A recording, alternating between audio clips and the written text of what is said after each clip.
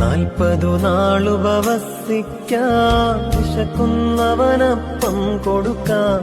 ഈശായ്സുതനെ പോൽ ദിനം 7 വട്ടം പ്രാർത്ഥിക്കാം. മോശയും ഏലിയാവും 40 ദിവസം നോമ്പെടുത്തു, നമ്മുടെ കർത്താവും നോറ്റു, ആകൽ കറുസായെ ജയിച്ചു. ദൈവനാമം മഹത്വപ്പെടുമാറാകട്ടെ. ഒരു പക്ഷവാതക്കാരനായ ഒരു രോഗിയെ യേശു തമ്പുരാൻ കവർന്നഹൂമിൽ വെച്ച് സൗഖ്യമാക്കുന്നതായി നാം കാണുന്നു. കവർന്നഹൂം എന്ന വാക്കിൻ്റെ അർത്ഥം ദ വില്ലേജ് ഓഫ് കംഫർട്ട് എന്നാണ്. ആശ്വാസത്തിൻ്റെ നഗരം. ആശ്വാസത്തിൻ്റെ നഗരത്തിൽ തകർന്ന മനസ്സോടെ ഇരുളിൻ്റെ അറയ്ക്കുള്ളിൽ കഴിയുന്ന പക്ഷവാതക്കാരനായ ഒരു രോഗിയെ ഇരുളിൽ നിന്നും വെളിച്ചത്തിൻ്റെ ലോകത്തേക്ക് കൈപിടിച്ച് കയറ്റുന്ന 4 വ്യക്തികളുടെ വിശ്വാസം അത്രമേൽ വലുതാണ്. സൗഹൃദത്തിൻ്റെ ഏറ്റവും വലിയ നന്മ നമ്മുടെ മുമ്പിൽ അവതരിപ്പിക്കുന്ന ആളത്വങ്ങളാണ് ഈ 4 പേര്.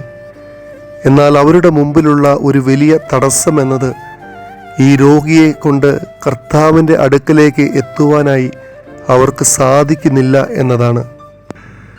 എന്നാൽ ഈ 4 പേർ അത് കണ്ട് പിന്മാറാനായിട്ട് ശ്രമിക്കുന്നില്ല.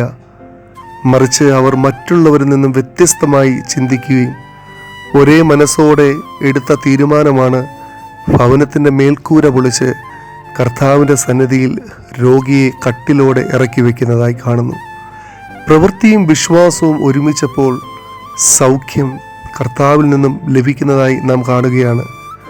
പ്രിയമുള്ളവരെ, നമ്മുടെ ജീവിതത്തിൽ പ്രതിസന്ധികളിൽ നിന്നും പിന്മാറാനോ ഒളിച്ചോടാനോ അല്ല നാം ശ്രമിക്കേണ്ടത്.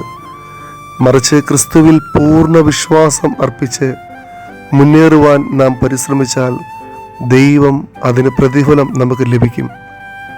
സമൂഹത്തിൽ വേദനിക്കുന്നവർക്കും ആശ്രയം ആഗ്രഹിക്കുന്നവർക്ക് കൈത്താങ്ങ് നൽകുവാൻ നമുക്ക് കഴിയണം. പക്ഷവാത രോഗിയെ ചുമന്ന ദൈവസന്നിധിയിൽ എത്തിക്കുന്നവർ ആ കൈത്താങ്ങാണ് നൽകുന്നത്. അവരുടെ പ്രയത്നത്തെ ദൈവം സ്വീകരിച്ചു. അവനവന് വേണ്ടി മാത്രം പരിശ്രമിക്കാതെ അവരനു വേണ്ടി കൂടി പ്രവർത്തിക്കുവാൻ നമുക്ക് കഴിയണം. അതിന് ദൈവത്തിൻ്റെ പരിശുദ്ധാത്മാവ് നമുക്ക് ഇടയാകട്ടെ എന്ന് പ്രാർത്ഥിക്കുന്നു. ദൈവം നമ്മെ എല്ലാവരെയും വാഴ്ത്തി അനുഗ്രഹിക്കട്ടെ.